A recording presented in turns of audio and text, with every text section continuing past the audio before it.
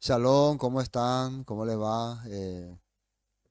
Las pasadas, las pa- yo ya hice una transmisión aquí, ¿no? Sí, esta es segunda, la tercera no pudimos hacer por causa de que se fue el internet, ¿no?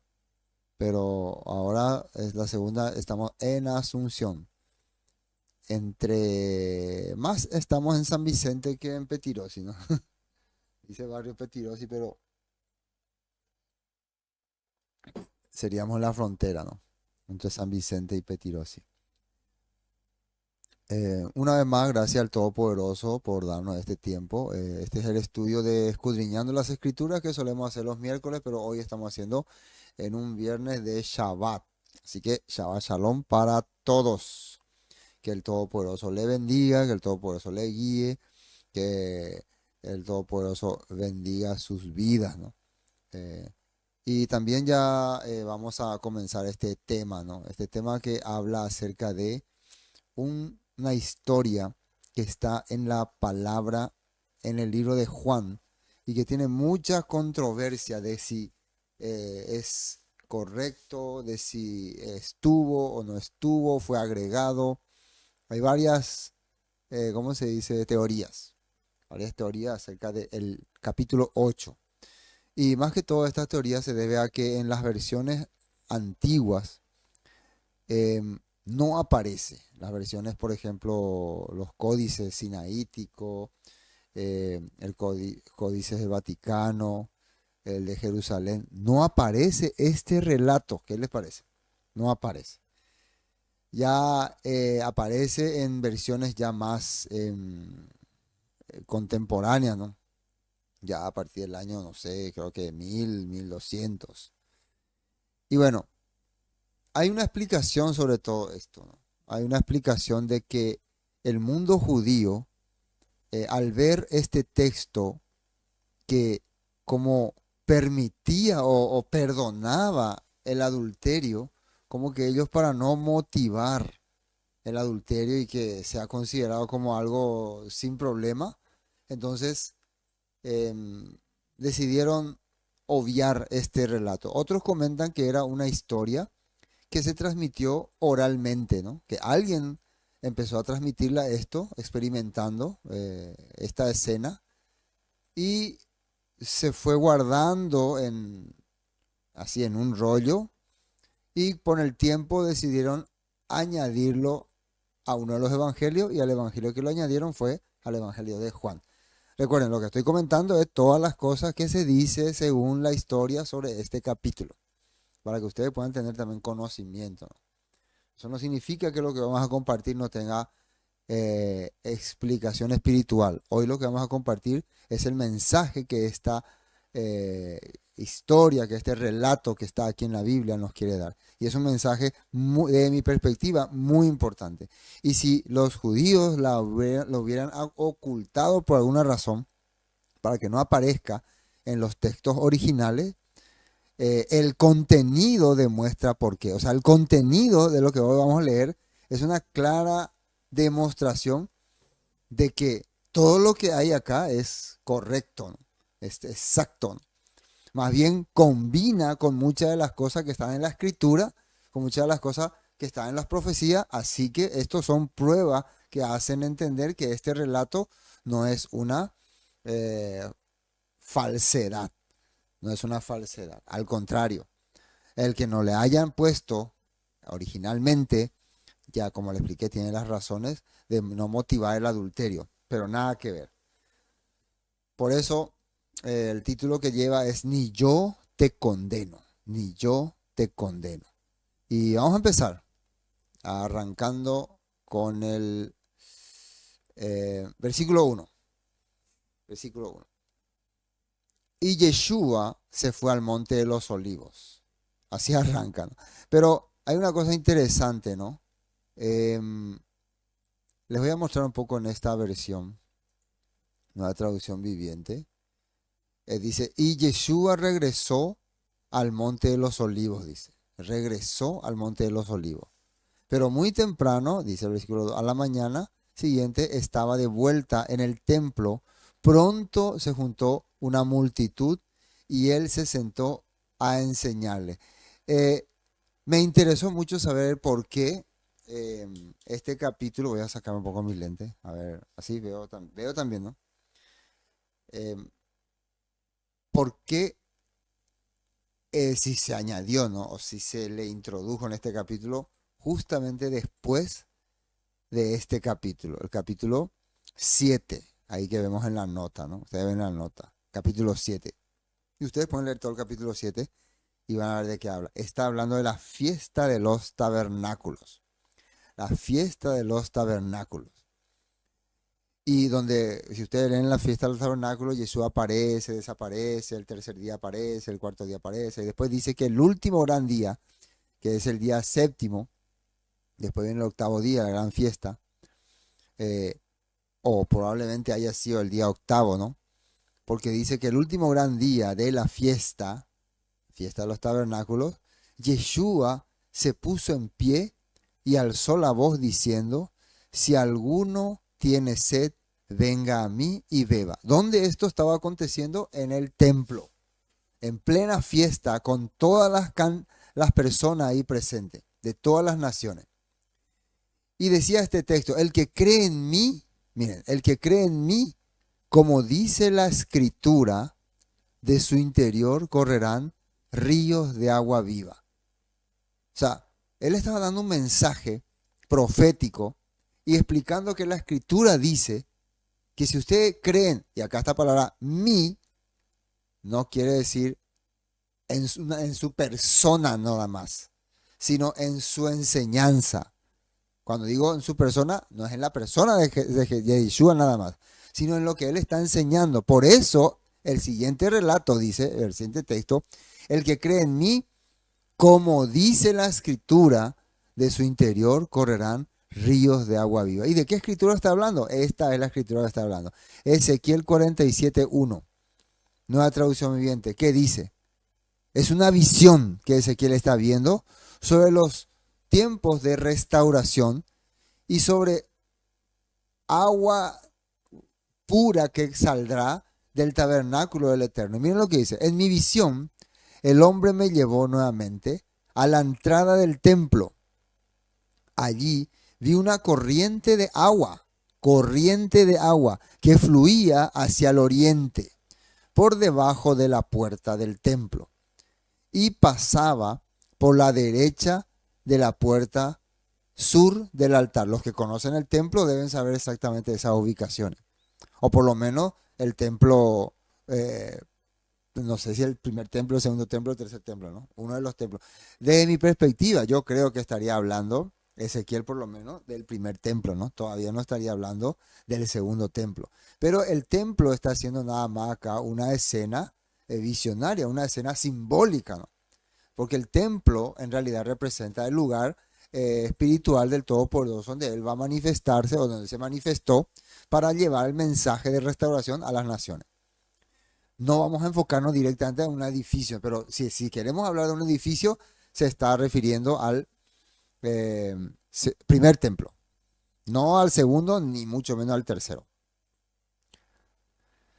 templo. Pensaba derecha parte del templo. El hombre me llevó hacia afuera del muro por la puerta norte y me condujo hasta la entrada oriental. Allí pude ver que el agua fluía por el lado sur de la entrada oriental. O sea que en pocas palabras lo que él vio, que del templo, por sus esquinas, por todas partes, se distribuía agua cristalina. Y el agua, si ustedes siguen leyendo, dice que traía sanidad, limpieza, cosa también que se ve en Apocalipsis. ¿Por qué estamos tocando este tema si era ni yo te condeno? Porque arranca, porque el capítulo 7 termina con esto. Y también otro texto en Zacarías 14:8 dice, acontecerá también aquel día que saldrán, y este Zacarías ya está hablando probablemente sobre el segundo templo. Ya ellos son parte de del pueblo que regresa del exilio y ya está viendo el cumplimiento de esta profecía de Ezequiel, pero en el segundo templo. Acontecerá también aquel día que saldrá de Jerusalén. Acá ya no habla del templo solamente, sino de Jerusalén, aguas vivas. La mitad de ella hacia el mar oriental y la otra mitad hacia el mar occidental, en verano y en invierno. Entonces, ya, fíjense que primeramente era el templo, la zona de influencia. Ahora para Zacarías ya es Jerusalén. Y este texto que dice en Proverbio 18:4, las palabras sabias son como aguas profundas. La sabiduría fluye del sabio como un arroyo burbujeante. ¿Qué significa esto? De acuerdo a Ezequiel y de acuerdo a Zacarías, desde el templo, desde Jerusalén, va a correr agua, va a fluir agua, que va a regar todas las naciones, que va a traer sanidad.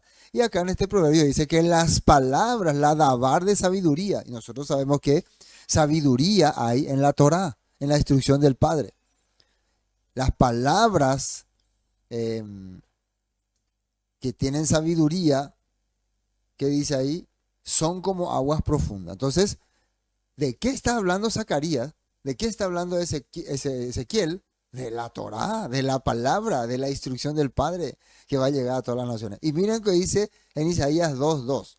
Acontecerán los postreros de los tiempos que será confirmado el monte de la casa de Yahweh como cabeza de los montes y será exaltado sobre los collados y correrán a él, que dice, todas las naciones y vendrán muchos pueblos y dirán, venid y subamos al monte de Yahweh, a la casa de Elohim, que es el templo, ¿no?, de Jacob, y nos enseñará sus caminos y caminaremos por su senda, porque de Sión saldrá la Torá, ahí ya está diciendo la Torá, y de Jerusalén la palabra de Yahweh, y juzgará entre las naciones y reprenderá a muchos pueblos y volverán sus espadas en rejas. Y bueno, todas estas cosas es una profecía de que dentro de Jerusalén, el templo, en los posteros tiempos, va a venir alguien, va a enseñarnos su palabra, su Torah, y eso va a llegar a distribuirse por todas partes.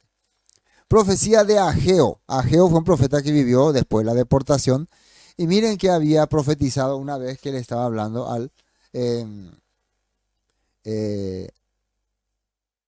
rey, al gobernador Zorobabel. Dice Ageo 2:6, porque así dice Yahweh de los ejércitos, de aquí a poco yo haré temblar los cielos y la tierra, el mar y la tierra seca, y haré temblar todas las naciones.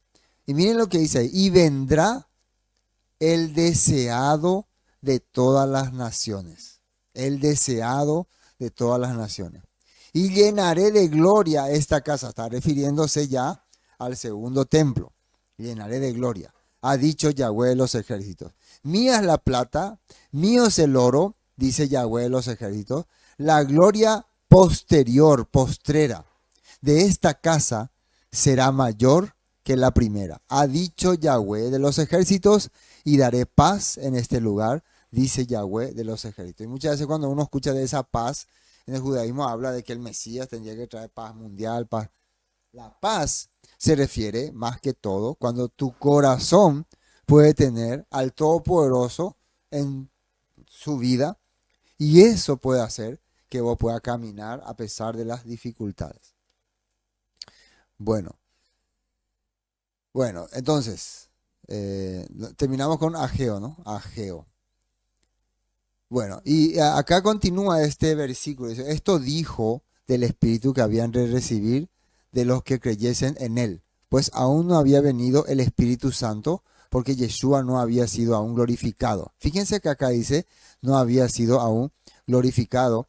Y ahí en Ageo dice que esta casa verá mayor gloria que la primera. Entonces la gloria que iba a ver esa casa era la presencia de el Mesías, Yeshua HaMashiach.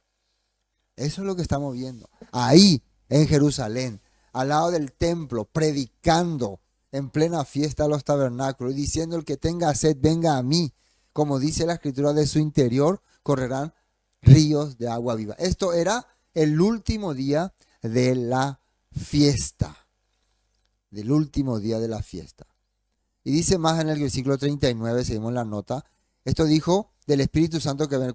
Cada vez que habla Espíritu Santo, se refiere a la manifestación de la palabra o al entendimiento de la palabra. No es de una paloma que iba a volar y iba a caer sobre ellos. Porque Yeshua no había aún sido glorificado. Entonces, dice, algunos de la multitud, oyendo estas palabras, decían, verdaderamente este es, que dice acá, un naví, un mensajero del Eterno, un plantador de semillas, significa un naví. Y a Yeshua le llamaban entonces naví. Bueno, ahí estamos entendiendo entonces esta primera parte. Ahora vamos a pasar a Juan 8. Entonces, y Jesús se fue al Monte de los Olivos. Entonces vemos que el que está, ¿cómo se dice?, ordenando o poniendo editando, poniendo en orden este relato, pone exactamente aquí el, el capítulo haciendo entender que, bueno, terminó la actividad, terminó la fiesta y Yeshua se fue al Monte de los Olivos. Acá, ¿cómo terminaba? Un capítulo, les voy a mostrar. Hay más historias, pero yo les he mostrado solamente cómo terminó acá. Respondiendo le dijeron, ¿eres tú también Galileo escudriña? Y ve que Galilea nunca se ha levantado profeta, dice, ¿no? Así terminaba esta parte. Y 53 decía, cada uno se fue a su casa. Terminó entonces la actividad, terminó todas las cosas. Acá hay muchas cosas que Yeshua dijo en ese momento en el templo, cómo se cumplió la profecía. Y ahora se fue cada uno en su casa y Jesús se fue. Él no tenía casa. ¿Dónde se fue? Al Monte de los Olivos. El Monte de los Olivos, a ver si puedo mostrarla acá. Monte de los Olivos. Hay una foto, ¿no?, que muestra cómo se vería en tiempos de Yeshua. A ver, ahí tenía una foto, cómo se vería en tiempos de Yeshua. Vamos a buscar, Monte de los Olivos, Jesús, bueno, a ver, este, algo así es, ¿no? Pero este tiene una luz grande ahí. Ahí nomás exacto. Este sería.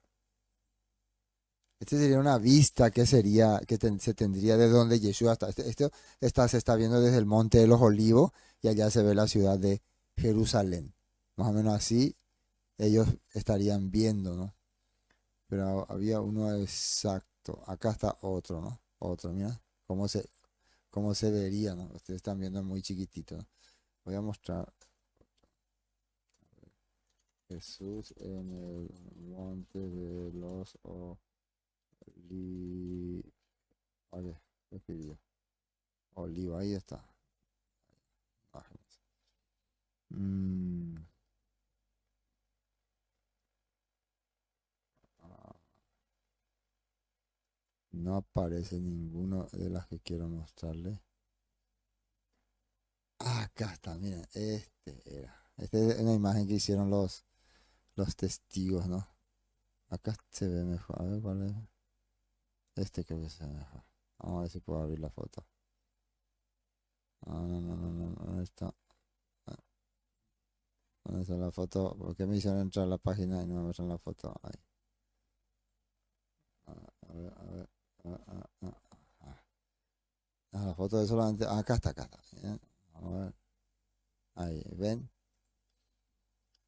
Ahí ellos están en el Monte de los Olivos. Ese es donde el lugar, ese es un retrato. Y así más o menos se veía el templo, se veía todas las cosas. Desde esa posición, Yeshua entonces enseñaba a sus discípulos, hablaba, y ahí él se iba y se quedaba. Era como su casa, ¿no? Era su casa. ¿Qué les parece? Esta sería una versión. Acá hay otro, mira. Acá hay otro. ¿Dónde está? ¿Dónde está? Acá está, mira. ¿Ven? Ah, este. Ahí está otro. Una foto como que alguien estuviera sacando, imagínense, que alguien estuviera sacando una foto, cómo se estaría viendo el Monte de los Olivos. Bueno, Ahí era su casa. Él no tenía casa. Todo el tiempo que estuvo en los últimos tiempos, esto ya fue en los tiempos de la fiesta probablemente, Jerusalén, él se quedaba ahí.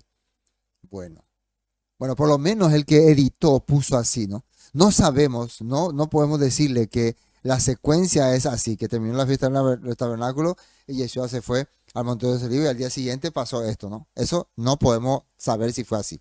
Pero era más o menos lo que acontecía. Cuando Yeshua terminaba sus debates o sus actividades en Jerusalén, regresaba al monte de los olivos, ahí ya compartía con sus discípulos más privadamente y después...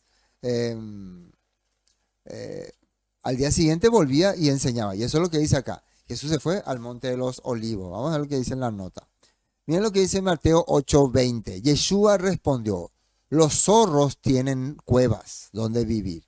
Los pájaros tienen nidos. Pero el Hijo del Hombre no tiene ni siquiera un lugar donde recostar la cabeza.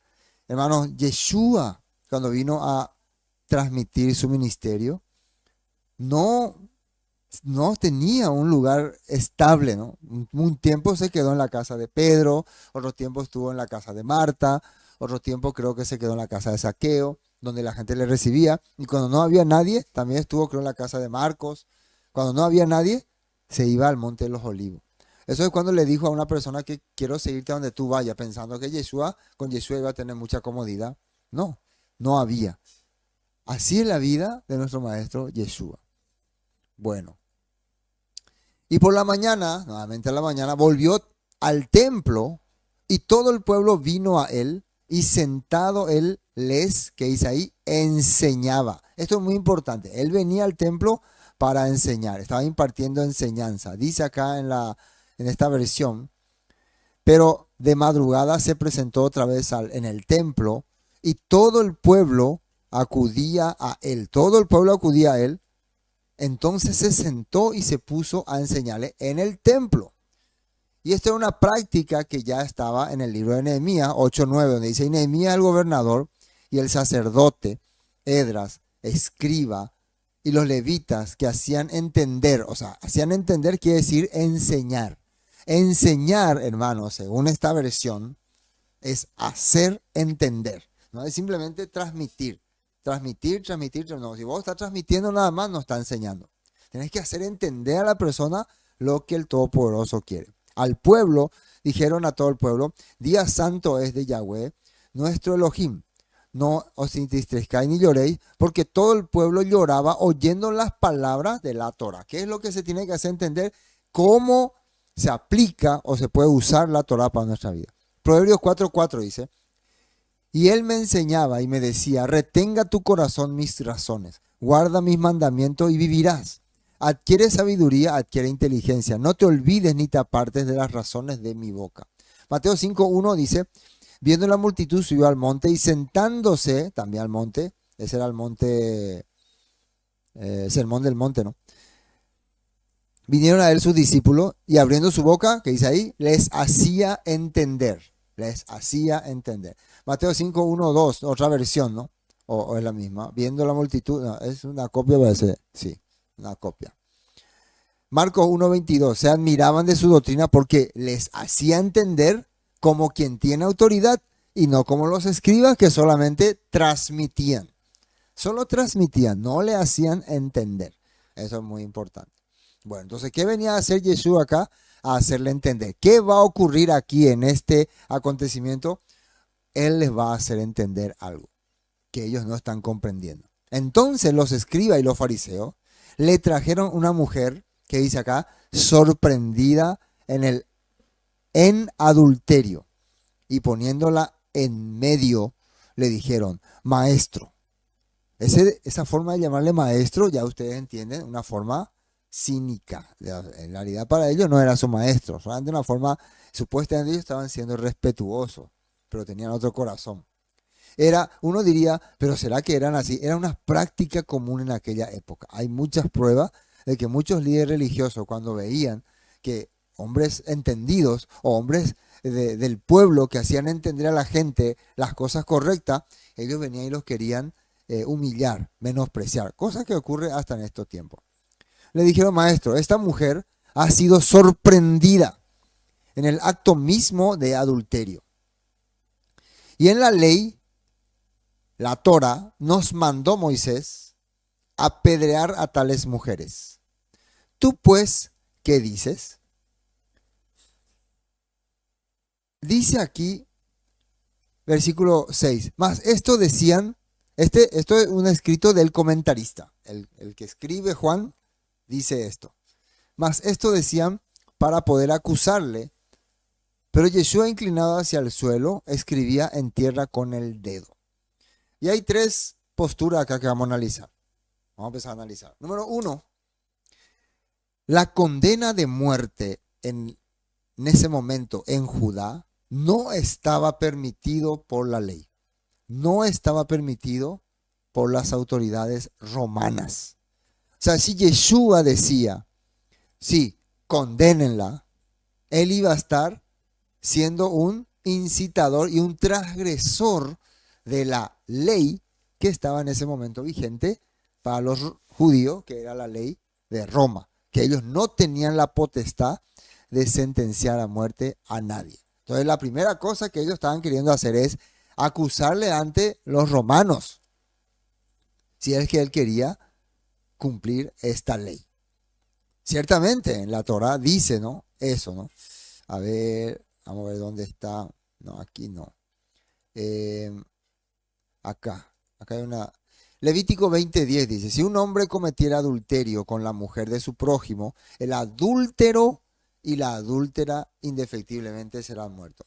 Deuteronomio 22:22, si fuere sorprendido alguno acostado con una mujer casada con marido, ambos morirán. El hombre que se acostó con la mujer y la mujer también, así quitarás el mal de Israel. Esta era una práctica que hacían allá en Israel en tiempos en que estaban ellos probablemente reformando el Estado cuando estaban ingresando en la tierra de Canaán. Porque era una práctica común en la tierra de Canaán. Pero para el Imperio Romano esto no era una causa de muerte. Había otros castigos, ciertamente había otros castigos, pero no esta. Tenían ellos otra forma de castigar a los que cometían adulterio. Bueno, entonces ese vimos el primer punto.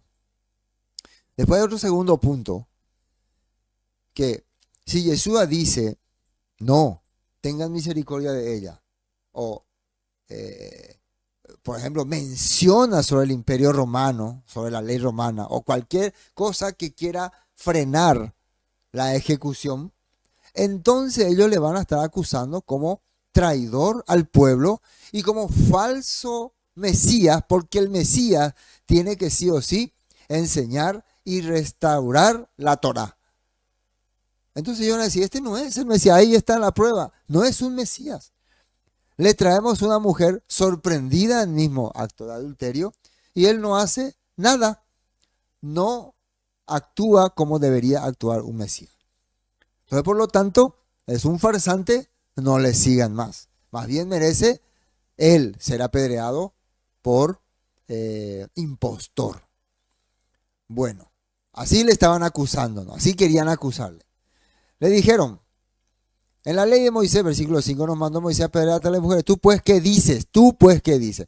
Hay una cosa interesante. Le dieron la oportunidad a Yeshua para que él pueda dar el siguiente veredicto, la siguiente sentencia. Te damos la opción de dar la sentencia.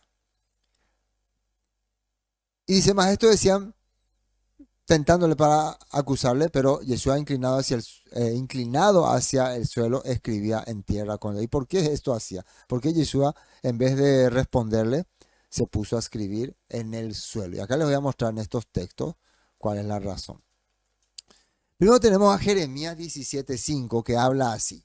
Así ha dicho Yahweh, maldito el varón que confía en el hombre y pone carne por su brazo y su corazón se aparta de Yahweh. Primer punto, la persona que confía en juicio humano, en sentencia humana que no está basada en la voluntad de Dios, es un maldito.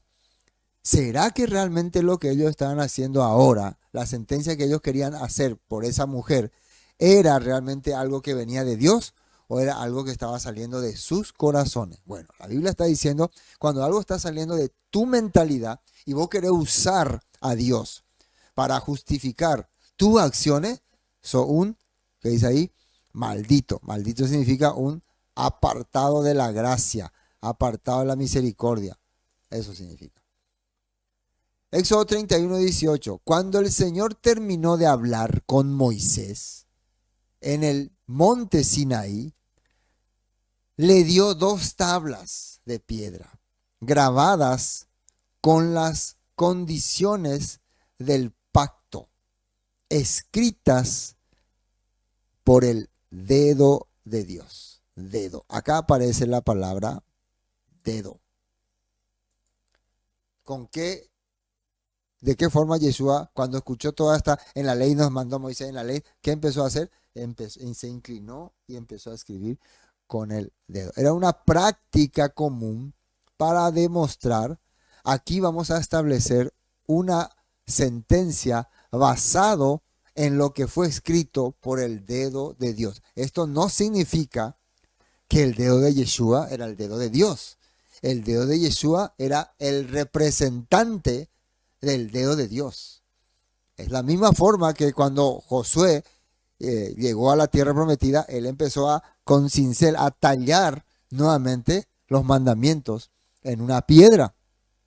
Y eso representaba igual que Dios hubiera tallado ahí, para hacerle entender que a partir de ahora nosotros vamos a seguir estos mandamientos, estas reglas, estos estatutos. Así sale en el libro de Josué. Bueno, entonces lo que Yeshua está haciendo acá también es, esto se va a resolver de acuerdo a lo que está establecido en la ley de Dios, en los mandamientos de Dios. Hechos 7:51. Pueblo terco, ustedes son paganos de corazón. Paganos quiere decir que se presentan como judíos devotos, pero en el fondo de su corazón tienen mentalidad gentil, pagana, idólatra. Y sordos a la verdad, resistirán para siempre al Espíritu Santo. Otra vez, cuando dice Espíritu Santo, es a la enseñanza que viene del Padre. Eso es lo que hicieron sus antepasados y ustedes también. Mencionen a un profeta a quien su antepasado no hayan perseguido. Hasta mataron a los que predijeron, que dice ahí, la venida del justo. Acá cuando dice del justo se refiere al Mesías. ¿Por qué justo? Porque va a establecer justicia para los hombres. El Mesías, a quien ustedes traicionaron y asesinaron. Entonces Esteban está, eso es Esteban, ¿no? Está hablando cuando está en el Sanedrín, mostrando en realidad qué hay en el corazón de estos líderes. No es que tienen deseo de hacer justicia, no es que tienen deseo de salvar a esta mujer o condenar a esta mujer. Lo que ellos están haciendo es rechazando al justo, siendo rebeldes con la profecía, como está, y dice como hicieron sus antepasados. Esto es lo que está ocurriendo, de acuerdo a esta versión de lo que vemos de Esteban, que esto fue cuando él fue enjuiciado en el concilio. Bueno, entonces nos quedamos. Mas esto decían tentándole para poder acusarle, pero Yeshua, inclinado hacia el suelo, escribía en tierra con el dedo. Y como insistieran en preguntas, porque según ellos, Yeshua no estaba dando la respuesta correcta, pero él estaba mostrando, esto tiene que ser resuelto de acuerdo a lo que dice la Torá. Ahora, ellos decían, sí, la Torá, y decinos pues de su boca quieren escuchar. Y como insistieran en preguntarle, versículo 7, se enderezó y les dijo, el que de vosotros esté sin pecado, sea el primero en arrojar la piedra. Hay una cosa interesante. Acá hay 2 palabras que vamos a analizar. Primero, sin pecado. Estar sin pecado. Y segundo, arrojar la primera piedra. ¿Pecado qué significa? ¿Qué es pecado? ¿Cómo Yeshua puede descubrir? Vamos a suponer que ellos dicen, nosotros no tenemos pecado, así que podemos arrojar la primera piedra. ¿Y cómo puede Yeshua saber si eso va a ser correcto?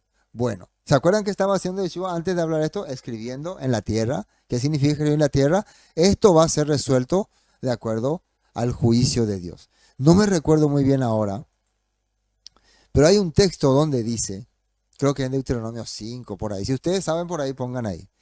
Que el testigo falso va a recibir el mismo castigo que recibió el que fuere condenado por su testimonio falso.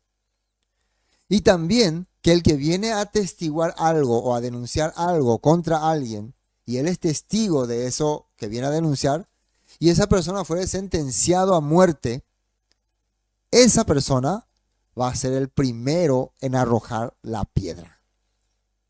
Y eso va a quedar registrado. Entonces, si después de ser ejecutada esa persona, se descubre que era un testigo falso, entonces la ira va a caer sobre esa persona y va a ser enjuiciado él y toda su familia.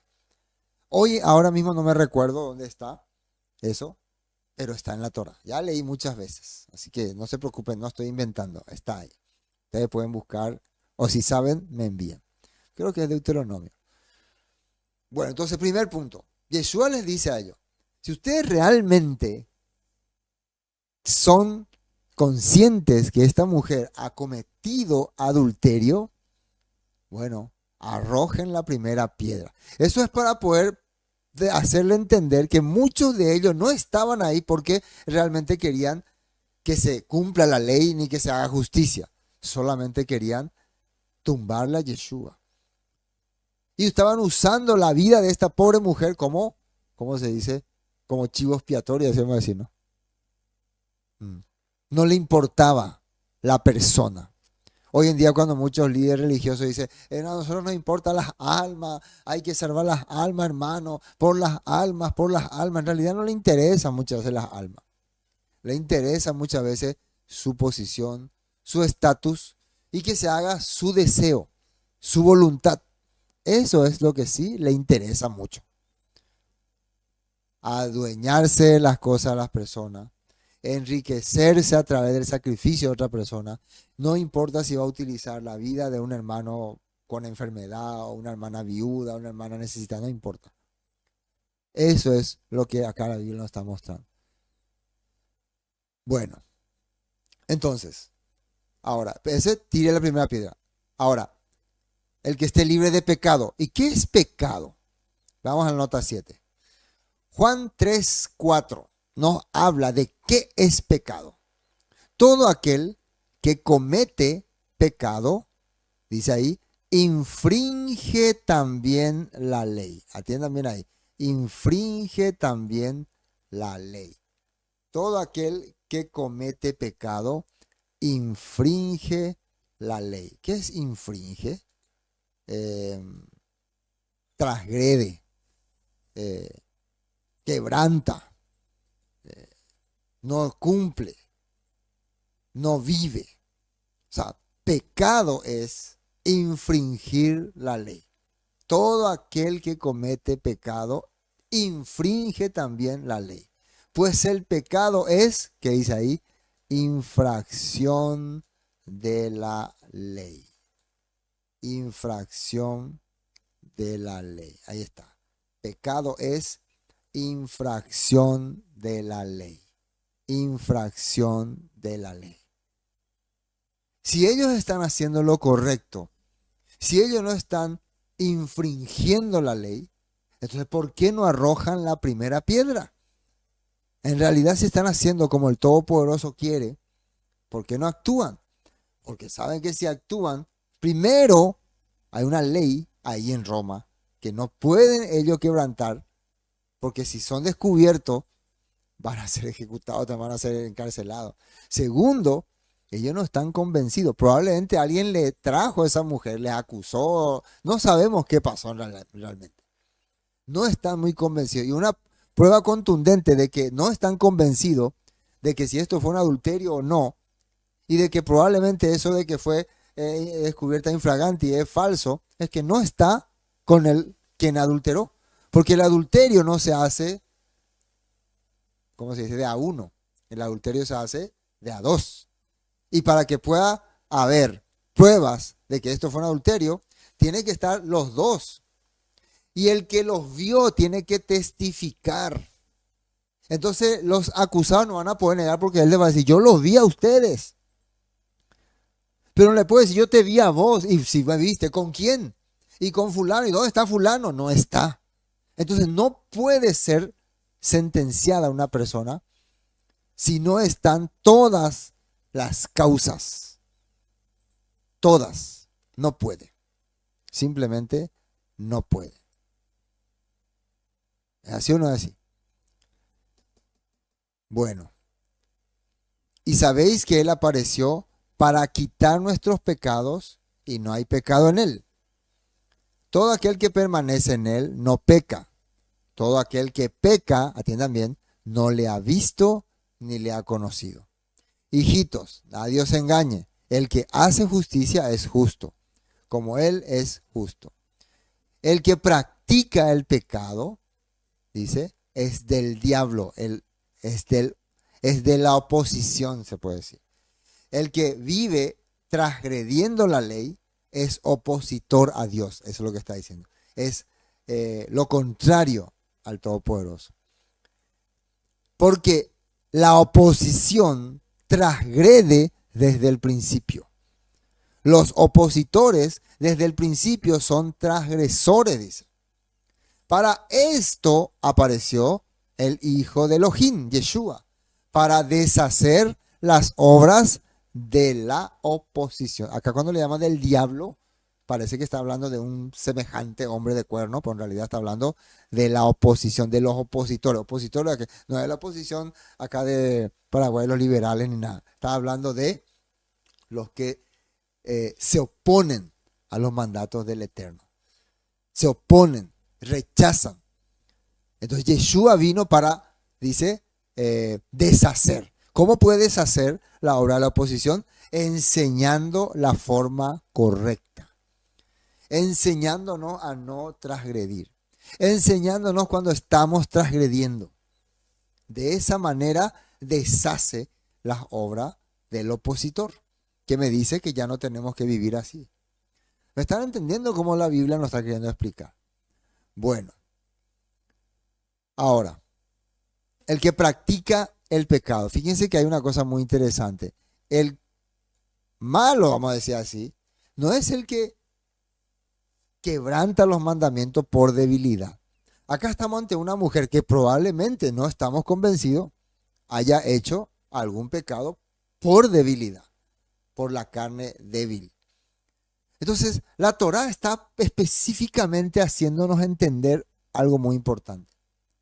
No es que le vas a agarrar y matar nomás a cualquiera. No vayan a creer que la Torá mataba nomás a cualquiera. Pecaste, morí, pecaste, morí. Es mentira, falso. La Torá no era así. La Torá no tenía ese objetivo. La Torá, la instrucción de Dios tenía el objetivo de preparar personas, de rescatar personas, de instruir personas, de capacitar personas, de hacer un pueblo sabio. El problema era ese opositor que no quería cambiar. Y no solamente no quería cambiar, sino que quería ir en contra de este cambio. A ese se le llama persona que practica el pecado.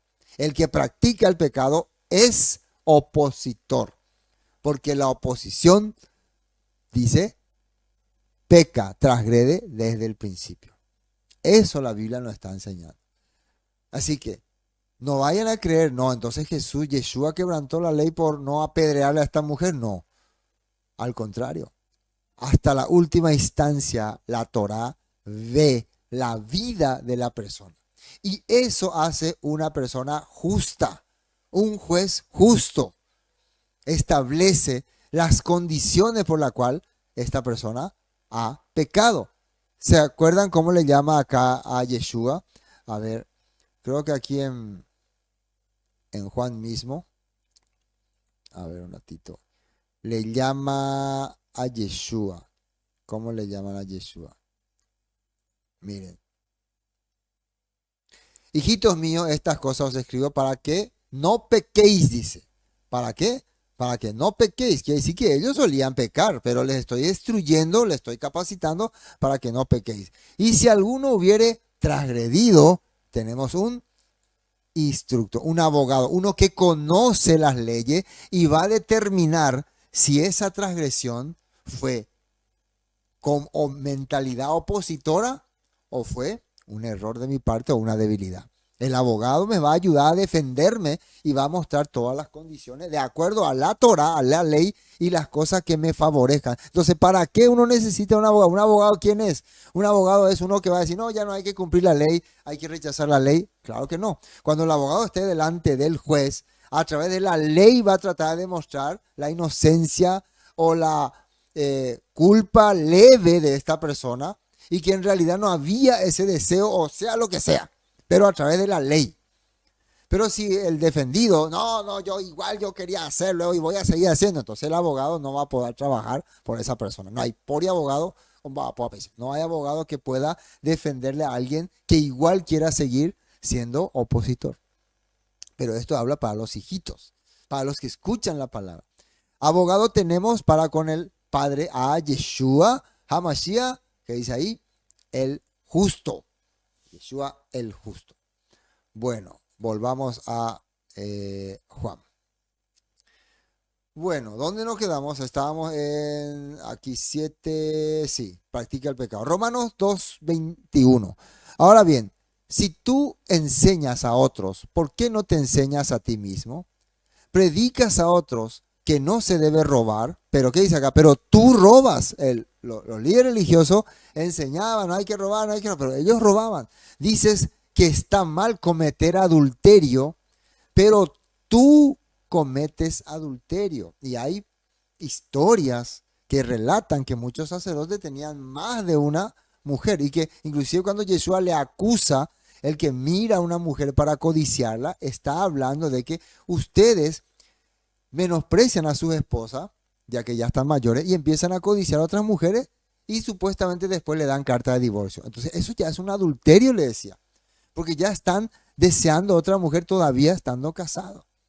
Varias cosas Yeshua descubrió en la mente de los 10 religiosos.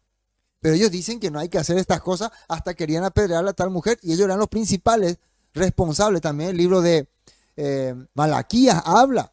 Abandonaste a la esposa de tu juventud, le dice. Abandonaste. Y también Yahweh aborrece el divorcio. Así hablaba.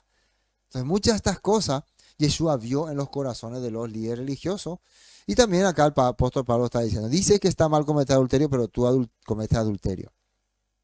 Condena la idolatría, pero tú usas objetos robados de los templos paganos. Mira, así está diciendo. Te sientes muy orgulloso de conocer la ley, pero deshonras a Dios al quebrantarla. Atiendan bien. Pablo dice que ellos no eran cumplidores de la ley. Ellos la quebrantaban. El propio Yeshua también dijo, ustedes son unos hipócritas. Hacen todas las tradiciones de sus ancianos, pero menosprecian los mandamientos del Todopoderoso. Le llamó hipócrita. Así decía Pablo. Bueno, vamos a seguir. Ahora, inclinándose al suelo, dijo, escribió escribiendo en tierra. Arroje la primera piedra. Ahora, e inclinándose de nuevo hacia el suelo, siguió escribiendo en tierra. Continuó diciendo, esto va a ser resuelto a través de lo que la Torah establece. Vamos a ver qué va a establecer la Torah. Inclinándose de nuevo hacia el suelo, continuó escribiendo. No podemos decir que estaba escribiendo, pero era una señal. Por eso la Biblia no relata tal vez, ¿no? Porque era una prueba, una señal, una forma de que ellos entiendan de qué estamos hablando. Pero ellos al oír esto, acusados por su conciencia, salían uno a uno, comenzando desde los más viejos hasta los posteros, y quedó solo Yeshua y la mujer que estaba en el medio. ¿Por qué fueron acusados por su conciencia? ¿Quién es su conciencia? Su conciencia es ese yo que le está diciendo, Yeshua o este rabino acaba de demostrarte que tú no estás haciendo las cosas como dice la Torah. Y tú eres más culpable que esa mujer. Tú eres igual de pecador que esa mujer. y tú también vas a ser apedreado.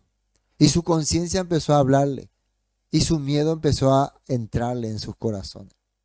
Primero hay una cosa interesante, como ya les expliqué hace rato, de acuerdo a la Torá, si un hombre cometiera adulterio, ¿con quién arranca la Torá? Hombre. Principal culpable, hombre. Con la mujer de su prójimo, el adúltero y la adúltera indefectiblemente serán muertos. Primero hay que traer al hombre y hay que saber por qué estaban cometiendo el adulterio. ¿Cuál era la razón? Uno diría, pero eso no dice en la Torá.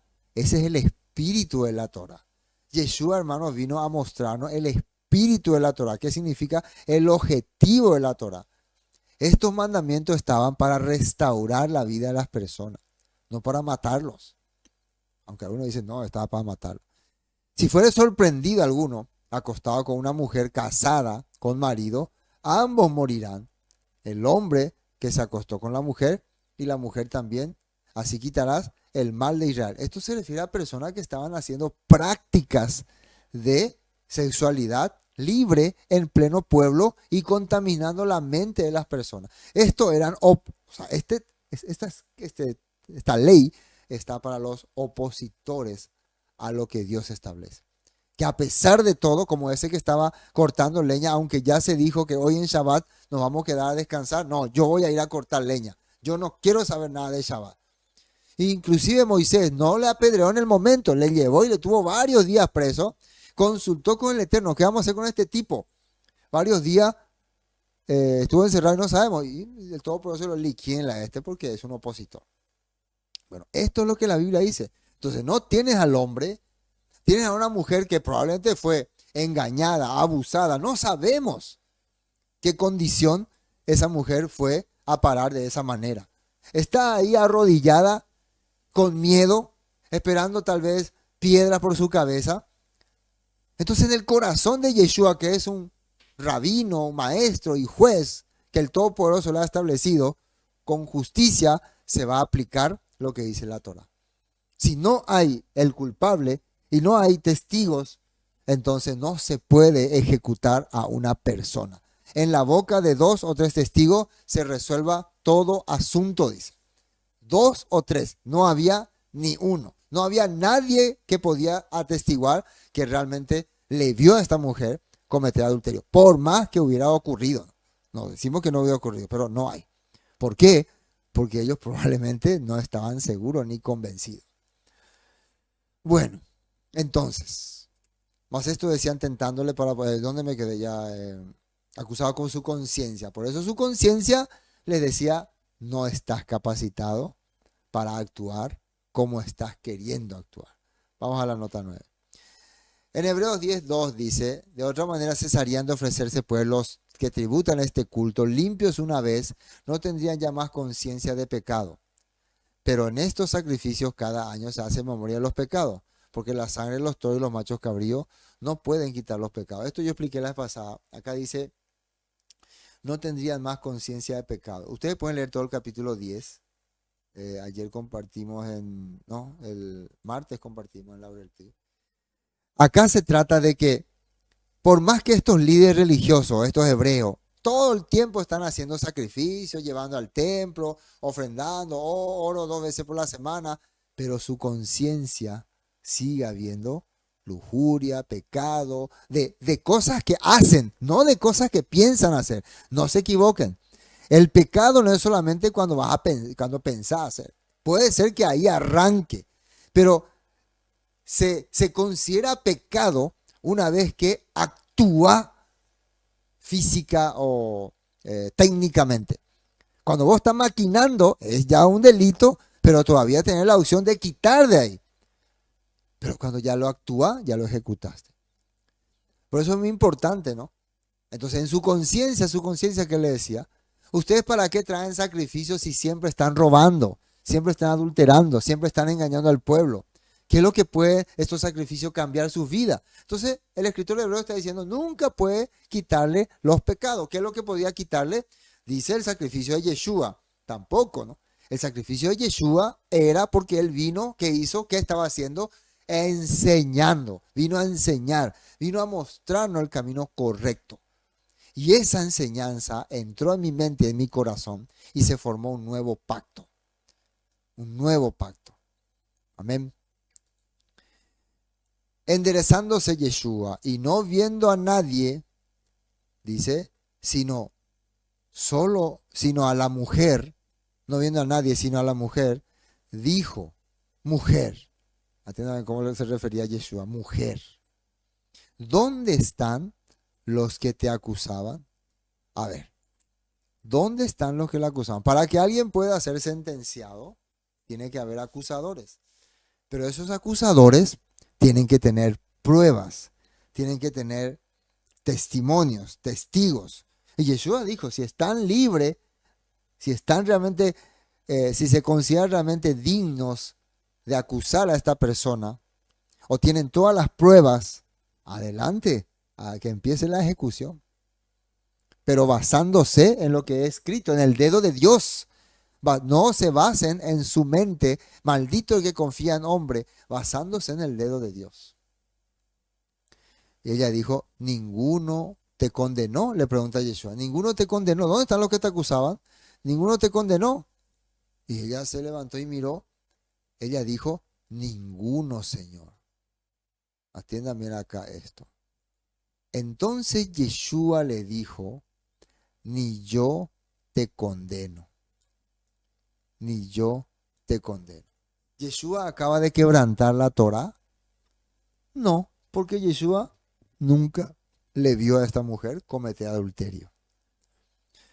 Ni hay ahí ningún testigo que esté diciendo que cometió adulterio. Antes sí estaban, pero no tenían la intención realmente de que se haga justicia o de que se cumpla un artículo de la Torá. Tenían la intención de arruinar la vida de Yeshua.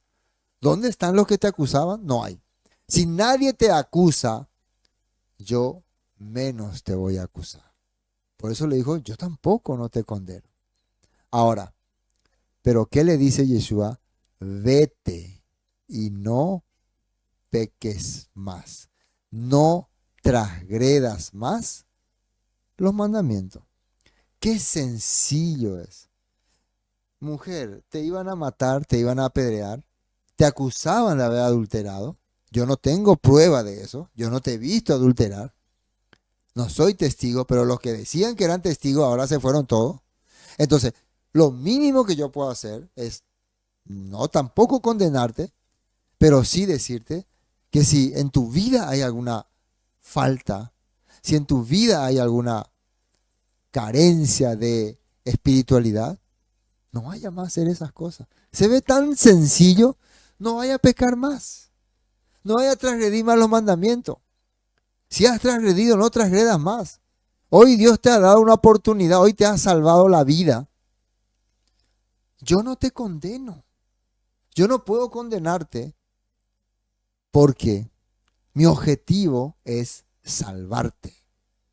Yo vine a restaurar el corazón de los israelitas, a darle oportunidad a que puedan ser nuevamente parte del pueblo Kadosh, pueblo santo, a restaurar la vida así como de el publicano Zaqueo, como del publicano Mateo, como de Pedro el pescador, que eran personas que vivían nada más, que no le importaba nada, pero yo vine para restaurar sus corazones. Y si en el pasado han hecho cosas, han transgredido los mandamientos de Dios, yo hoy me presento como su abogado para poder interceder al Padre por ustedes. Por eso yo no te condeno. Y de acuerdo a la Torá y a los mandamientos y a lo establecido por el Todopoderoso, nadie también te está condenando. Nadie te está condenando. No está nadie. Nadie te ha condenado. Miren este capítulo de Hebreos, que es muy interesante, que muchas veces hemos leído, pero dice así, 15.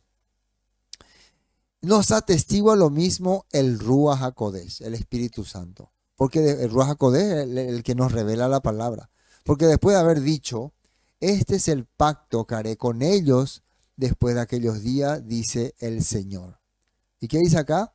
Pondré, a ver, no se quiere marcar. Pondré, pondré. A ver, pondré. Ay, mi pintor, ahí, mi corrector. Ahí sí. Pondré mis leyes. Lean bien. Pondré mis leyes, dice. Pondré mis leyes en sus corazones. Dale bien. Ahí no, vamos, se oye grande. Se oye chique. 200, 350. Sí. ¿Dónde está? A 15. Pondré mis leyes en sus corazones. Mis leyes en sus corazones, hermano, significa deseo de vivirlos, deseo de hacerlo. Y en sus mentes las escribiré. ¿Qué quiere decir? Le voy a hacer entender, le voy a hacer comprender y voy a hacer que quieran hacerlo. Eso es lo que Yeshua hizo ahora. Por eso cuando usó su dedo, él estaba poniendo la ley en la mente de ellos y en la mente de sus corazones. Pero como ellos son opositores a la ley, en vez de quedarse y aceptar a Yeshua como maestro, se fueron cada uno otra vez con su corazón enaltecido, orgulloso, cerrado, para buscar alguna otra oportunidad. Y bueno, y en su mente la escribiré y añade, dice, nunca más me acordaré de sus pecados y transgresiones. Transgresiones, transgredir la Torah. Esto está en Jeremías 31, el nuevo pacto, ¿no? Que hizo que prometió el Todopoderoso. No me voy a más acordar porque ya ellos tienen la ley en su mente y en su corazón. Pero, Señor, ¿y lo que hicieron antes? Yo no me acuerdo más. Porque yo veo lo que son ahora y lo que viven ahora. Y si pecan otra vez, ya no son pecadores. Sí, son pecadores, pero para eso yo estoy como su abogado, para defenderlo. Pero ¿cómo Yeshua nos va a defender? A través de la ley, a través de la Torah, a través de las leyes. Él va a demostrar que muchas veces hemos caído por debilidad y nos va a restaurar. Y porque la Torah tiene preparado ese tipo de artículos para restaurar nuestro corazón. Y por eso voy a terminar este capítulo con este versículo. Volvamos a Juan. Dice, ella le dijo, ninguno, Señor. Entonces le dijo, ni yo te condeno, ni yo te condeno, vete y no peques más. Ya no vaya a transgredir más. Pero miren lo que dice en el 12. Otra vez, es como que estaba la gente ahí, los discípulos de Yeshua, y él les vuelve a hablar. Otra vez Yeshua les habló diciendo, yo soy la luz del mundo. El que me sigue no andará en tinieblas.